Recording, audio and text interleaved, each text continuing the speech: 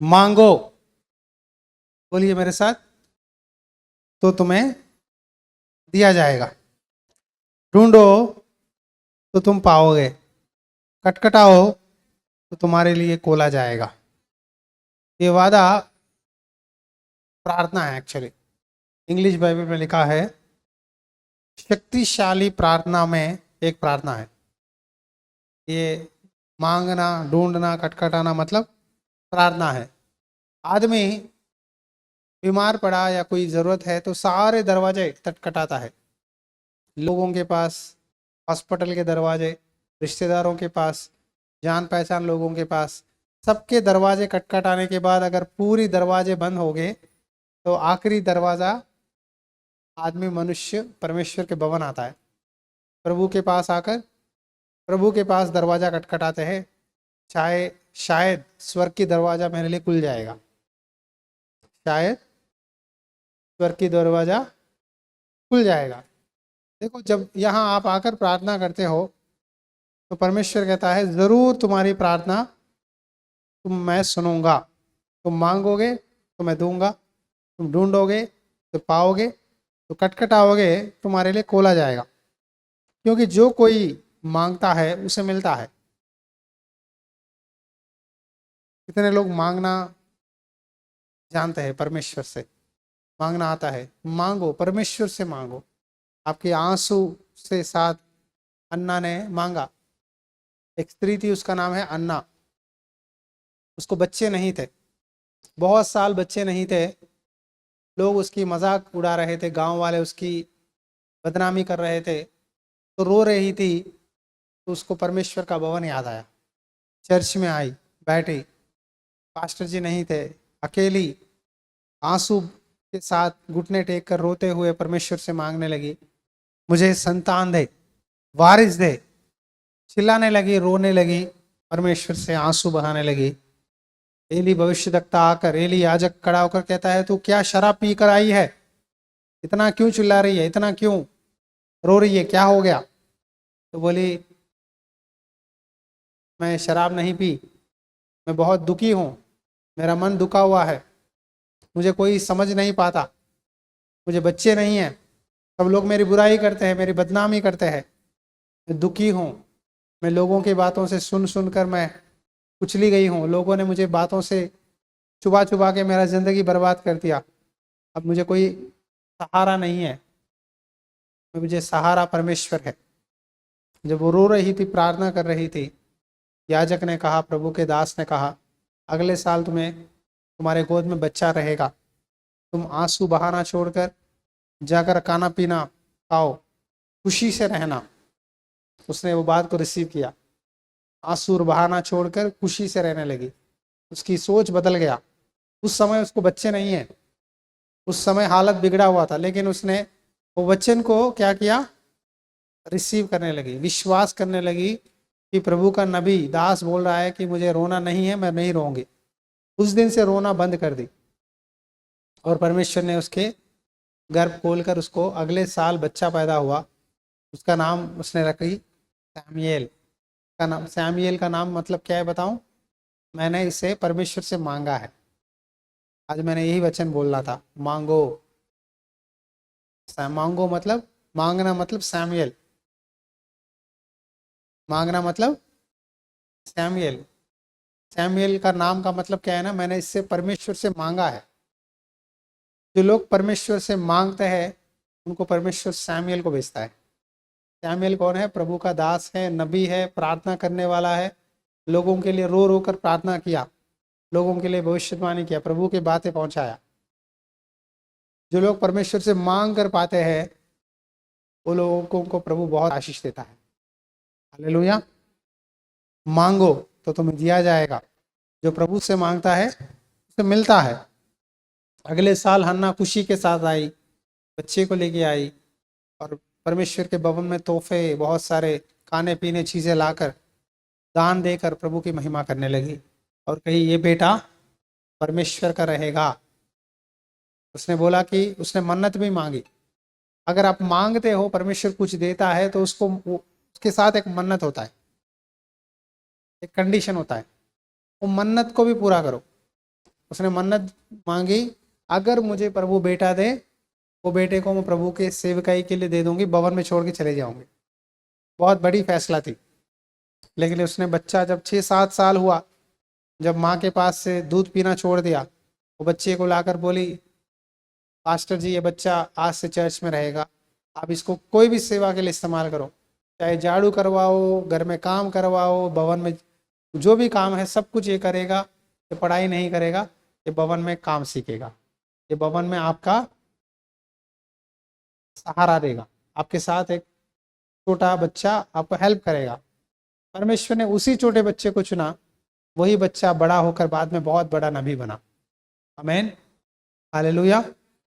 जो भवन में काम करते हैं, जो भवन के लिए सेवकाई के लिए चुने हुए हैं, वो बहुत आशीषित लोग हैं, उनका भविष्य बहुत अच्छा रहता है।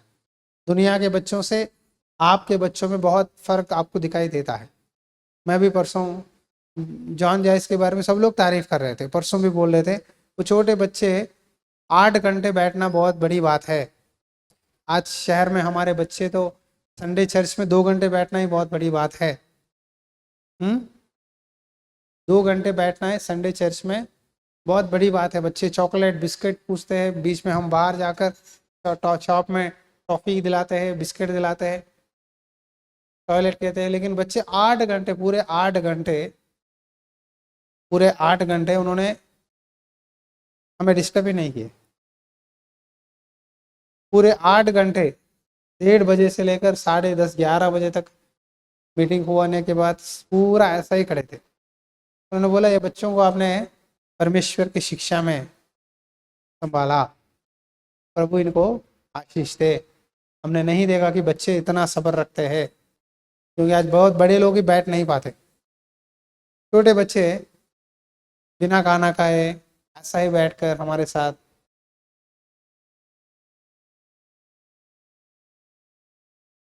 छोटे बच्चों को देखो परमेश्वर कितना बुद्धि दिया, समझ दिया। हमारे बच्चे इसीलिए भवन में रहना आशीर्वाद है। सैमुएल भी ऐसा ही बच्चा भवन में रहा।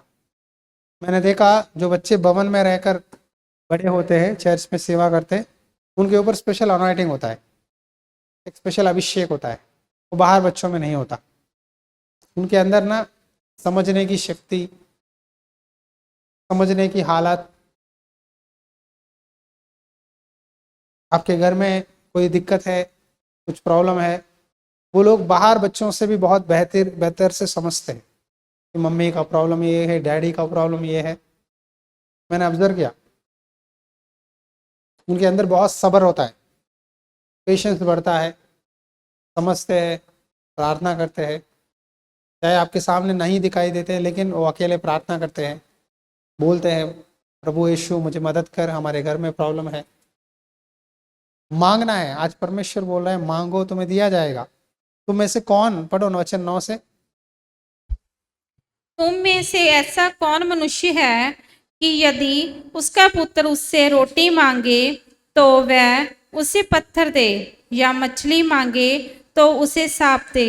अति जब तुम बुरे होकर अपने बच्चों को अच्छी वस्तुएं देना जानते हो। Hallelujah, hallelujah. तुम में से कौन मनुष्य है, यदि उसका पुत्र रोटी मांगे तो वहां पत्थर देते हैं।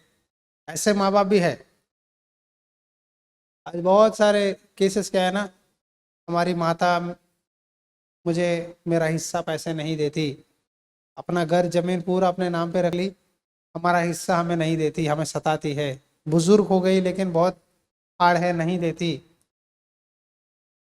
बेटा बेटी को बच्चे होते हैं, उनको सेटल होना पड़ता है, घर बनाना पड़ता है, या कोई चीज़ें ज़रूरत होते हैं घर को, वो भी चाहते हैं कि हम सेटल हो जाए, लेकिन माँ या बाप या कोई ससुराल वाले या उधर इधर नहीं सोचते कि हमारे बच्चे हम सेटल होने दो, हमारे बच्चे को खुद का घर रहे, हमारे बच्चों को खुद का फ्यूचर, बच्चों का, मेरा पोतों का फ्यूचर बनाऊं।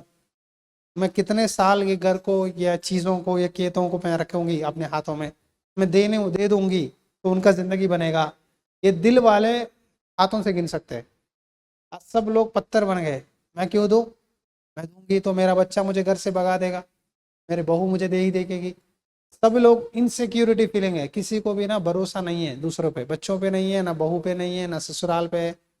लेकिन ये दिल नहीं है कि मैं दूं।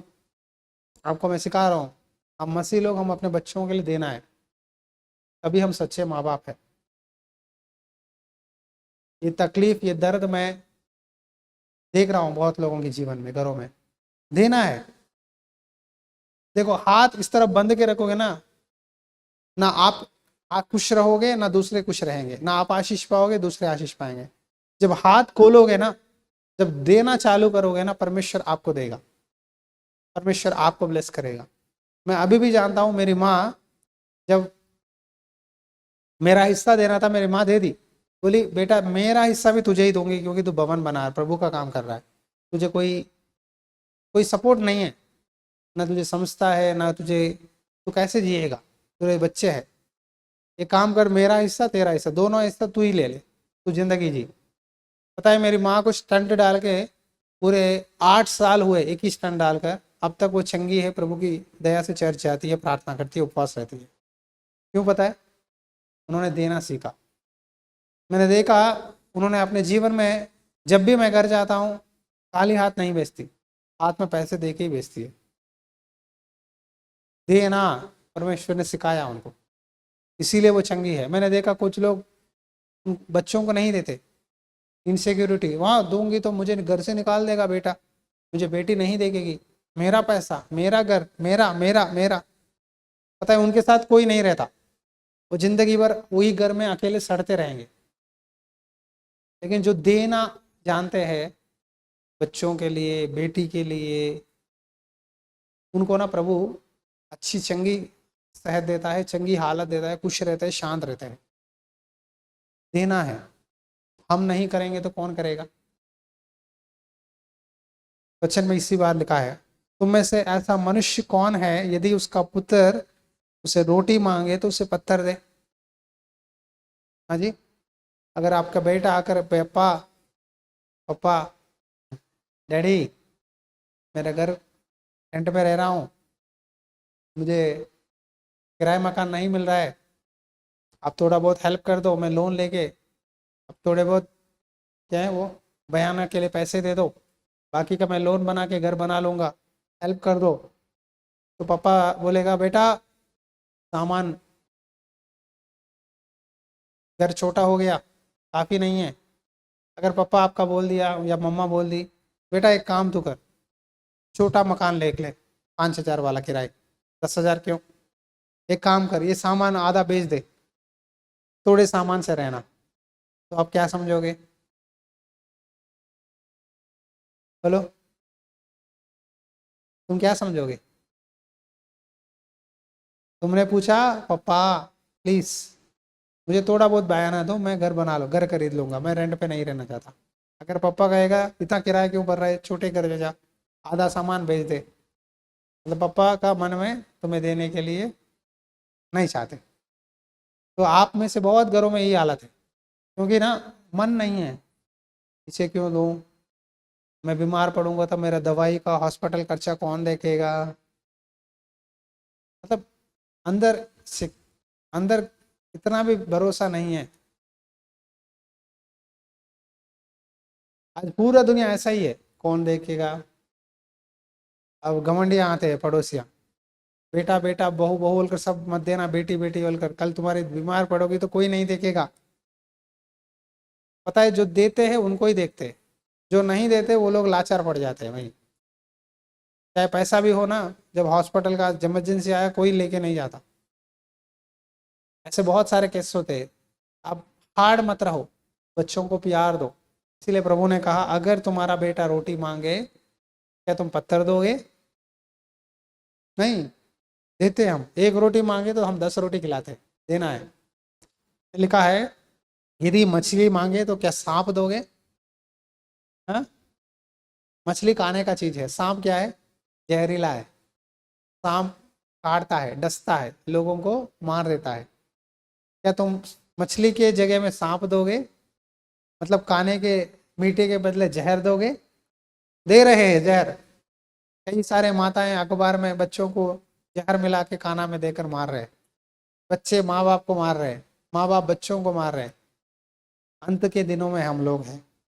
इसीलिए यहाँ लिखा है 11 अतः जब तुम बुरे होकर अपने बच्चों को अच्छी वस्तुएं देना जानते हो तो तुम्हारा स्वर्गीय पिता अपने मांगने वालों को अच्छी वस्तुएं क्यों ना देगा। इसी कारण जो कुछ तुम चाहते हो कि मनुष्य तुम्हारे साथ करे, तुम भी उनके साथ वैसा ही करो, क्योंकि व्यवस्था और भविष्यद्वक्ताओं की शिक्षा यही है। हालेलुया। जब तुम बुरे होकर अपने बच्चों को अच्छी वस्तु देना जानते हो, क्या देने वाले अच्छे लोग हैं? देने वाले मतलब कभी कभी तुम्हारे अंदर बुराई होता है, तुम गलत करते हो, फिर भी तुम अपने बच्चों को अच्छा करना चाहते हो। इसीलिए प्रभु कहता है तुम बुरे होकर भी अच्छे वस्तु देना जानते हो तो तुम्हारा स्वर्गीय पिता अपने मांगने वालों को अच्छी वस्तुएं क्यों ना देगा। हालेलुया। मांगने वालों को स्वर्गीय पिता अच्छी वस्तुएं, हमारा परमेश्वर अच्छी चीजें ही देता है। क्या देता है? अच्छी चीजें देता है। हम अपने बच्चों को चाहते हैं कि हम अच्छे से अच्छे दे, अच्छे से अच्छे दिलाए। इस कारण जो कुछ तुम चाहते हो कि मनुष्य तुम्हारे साथ करे, तुम भी उनके साथ वैसा ही करो। हालेलुया। आप चाहते हो कि मेरे लिए लोग हेल्प करें, मुझे मदद करें, मेरी मम्मी डैडी हेल्प करें, मेरे बच्चे हेल्प करें, जो वो सोच रहे वो करो, क्योंकि व्यवस्था और भविष्यद्वक्ताओं की शिक्षा यही है। ये भविष्यद्वक्ता की शिक्षा है। अपना, मैं एक भविष्यद्वक्ता की तरह बोल रहा हूँ, दे दो, देने से ही आशीष पाओ, देने से ही उनके ऊपर आपके बारे में सॉफ्ट नेचर रहेगा। मैं आज भी याद कर रहा हूँ मेरी मम्मी को। कल आपके बच्चे भी, या आप भी आपके माँ बाप के बारे में यही याद करोगे कि मेरी माँ ने मुझे मदद किया था, मेरे पापा ने हेल्प किया था। उनकी मदद आप कभी नहीं भूल पाओगे, क्योंकि वो मदद आपकी ज़िंदगी बनाने में एक हिस्सा बना।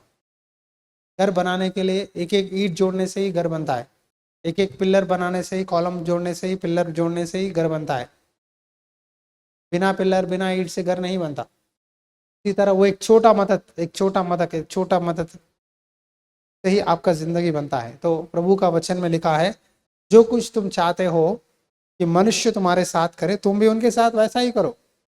अगर तुम चाहते हो कि लोग मेरे मदद करें, तो आप भी दूसरों को मदद करो। यही परमेश्वर का वचन है। हेल्पिंग नेचर हमारे अंदर कम हो रहा है। स्वार्थी मन, मेरा घर, हाँ, मेरी परिवार, मेरी जिंदगी, ये मसीहों के लिए सही नहीं है। मसीह लोग खुले दिल के साथ रहना है, खुशी में, दुख में, हर विषय में हिस्सा लेना है। हालेलुया। तो आज से लेकर आपको मैं एक और बार बोल रहा हूँ, परमेश्वर के काम में हो या आपके घर में हो, एक दूसरों के बारे में समझो। जो लोग आपके घर में, आपकी पत्नी जो चाहती है वो करो, पति जो चाहता है वो आप करो, जो घर में जो बच्चे उम्मीद रखते हैं वो करो। करके देखो क्या होगा। पैसा कभी भी नहीं रहेगा, ये तो कॉमन है, सब लोग कहते हैं पैसे नहीं, पैसा कभी भी नहीं रहेगा। सेविंग करना चाहिए, लेकिन इतना जो ज़्यादा हाथ बंद मत करो कि आपकी घर में छोटे छोटे भी पूरा ना कर पाए। थोड़ा बहुत सेविंग भी होना चाहिए, थोड़ा बहुत दिलदार भी रहना है। मतलब कंजूसी ना करो, जहाँ जिस पे लगा रहे लगाओ, सोच समझ के लगाओ। क्या उस काम से भी मेरे बच्चे के फ्यूचर बनेगा, मेरा घर का हालत थोड़ा इम्प्रूव होगा, कुछ चेंजेस होगा। अब घर ढूंढने में आपको एक सलाह देता हूँ। जो लोग घर मकान ढूंढ रहे हैं, 6,000 5,000 7,000, इतना कम में ढूंढना है, कम में ढूंढने में चक्कर में ना अपने आप में तकलीफ में, परेशानी में मत पड़ो। 1-2 हज़ार ज़्यादा भी रहे, आपकी सारे फैसिलिटीज़ पूरा करना है। क्या सड़क है, या बाजार है, या दवाई का दुकान है, बस स्टैंड पास में है, सब कुछ देखना पड़ता है। 1-2 हज़ार बढ़ने से कोई नुकसान नहीं है। मतलब सोचने का तरीका मैं बता रहा हूँ कि खुले दिल से सोचो। मेरे पति को क्या पास है, मेरी पत्नी को ठीक है, मेरे बच्चों को सही है, सब लोगों के बारे में सोचकर एक फैसला लेना ज़रूरी है। आज परमेश्वर फाइनेंस के बारे में बोल रहा है, मांगो क्या जाएगा। मैं सबसे अच्छे वस्तुएं प्रभु देना चाहता है आपको, यही आज की भविष्यवाणी है। हम अपने बच्चों को अच्छी वस्तुएं जैसा देते हैं, आज परमेश्वर कहता है मैं सबसे अच्छे अच्छे चीज़ें मैं आपको देना चाहता हूँ, तो मुझसे मांगना सीखो, तुम पाओगे। और जैसा तुम मांगोगे, जैसा मैं तुम्हें दूंगा, तुम भी दूसरों के साथ वैसा ही करो। हालेलुया। खड़े हो जाइए, प्रार्थना करेंगे। आज परमेश्वर से मांगेंगे और कहेंगे प्रभु मुझे ब्लेस कर, प्रभु मुझे आशीष दे पिता, मुझे भी बड़ा परमेश्वर। धन्यवाद परमेश्वर, धन्यवाद परमेश्वर, धन्यवाद परमेश्वर, राजाओं का राजा, सर्वशक्तिमान परमेश्वर। मैं आपके चरणों में आकर मांगता हूँ परमेश्वर, इस सेविकाई के लिए प्रार्थना करता हूँ। यहाँ आए हुए सभी को याद कर पिता, बच्चों की आशीष दे पिता, घर की आशीष दे पिता। आज मैं जिनको मकान नहीं है उन सबको यीशु के नाम से खुद का मकान के लिए प्रार्थना करता हूँ। मैं यीशु के नाम से खुद की मकान की घोषणा करते हैं प्रभु। सबको हमारे चर्च में घर, खुद का घर दे परमेश्वर, खुद का घर दे परमेश्वर। जो लोग बीमार हैं उनको चंगा कर पिता, जिनको काम नहीं है काम दे पिता, जिनको बिजनेस नहीं है बिजनेस दे पिता प्रभु, जिनको संतान बच्चे नहीं है उनको बच्चे दे परमेश्वर, जिनके घर में नशा की दुष्टात्मा है उस शराब को नशा को छुटकारा दे परमेश्वर, जिनको बच्चों को सरकारी नौकरी के लिए कोशिश करते सरकारी नौकरी दे पिता, जिनके बच्चों को पढ़ाई की फीस भरना है फीस भरने के लिए मदद कर पिता। तो हम तेरे भवन के लिए प्रार्थना करते हैं, चर्च की बाउंड्री वॉल बनवा परमेश्वर, चर्च के अंदर टाइल लगवा प्रभु, चर्च में एसी लगवाने के लिए मदद कर पिता, हमारे भवन में सभी जरूरतों को पूरा कर पिता, हमारे चर्च में लोगों को भेज पिता, बीमारों को परेशान में रहने वालों को आशीष दे पिता, चंगाई दे पिता, छुटकारा दे परमेश्वर। ये प्रार्थना प्रभु व्यर्थ नहीं जाना है प्रभु, ये प्रार्थना के द्वारा बड़ी बड़ी सामर्थ्य के काम कर परमेश्वर। आज हमें भवन में खड़ाने के लिए धन्यवाद करते हैं प्रभु जी। आज की मांगते हैं प्रार्थना के जरिए, हम अच्छी चीज़ों की उम्मीद रखते हैं। आने वाले दिनों में अच्छी चीज़ों के लिए उम्मीद रखो। तुम्हारा पिता मछली मांगने से क्या सांप देगा, रोटी मांगने से क्या पत्थर देगा? शायद संसार के लोग दे सकते हैं, लेकिन हमारा पिता सबसे अच्छे अच्छे चीज़ें देना चाहता है। मेरे परमेश्वर, सबसे अच्छे चीज़ें मैं उम्मीद रखता हूँ प्रभु। मैं सेकंड क्वालिटी नहीं, फर्स्ट क्वालिटी मांगता हूँ। अच्छे अच्छे चीज़ें मेरा खुदावन मुझे करेगा, मेरे पति के लिए, बच्चों के लिए, परिवार के लिए करेगा प्रभु। हमारे हाथ के कामों को आशीष दे पिता, चर्च में सभी को ब्लेस कर पिता। आज रात प्रभु ये प्रार्थना के द्वारा बड़े चमत्कार हम करने देखना चाहते हैं परमेश्वर, बड़ी बड़ी चमत्कार कर पिता, बड़े बड़े आशीष खोल पिता। यीशु के लहू से सबको ढकता हूँ, लाइव में सुनने वालों को भी आशीष दे। तेरी इच्छा में तो फिर से संडे प्रभु रविवार की प्रार्थना में हम सब लोग मिलने के लिए मदद कर पिता, आशीष और ब्लेसिंग देते हैं। यीशु के नाम से दुआ करता हूँ, आमेन आमेन। हमारा पिता का प्यार, पुत्र मसीह की अनुग्रह और पवित्र आत्मा की संगति सदा आप सबके साथ बनी रहे और परमेश्वर आपको स्वास्थ्य और चंगाई दे। आमेन आमेन। Hallelujah hallelujah. प्रभु आपको आशीष दे। बाउंड्री वॉल के लिए प्रार्थना करते रहिए, जरूर हम इसका काम के लिए प्रभु दरवाजा खोलेगा। आमेन।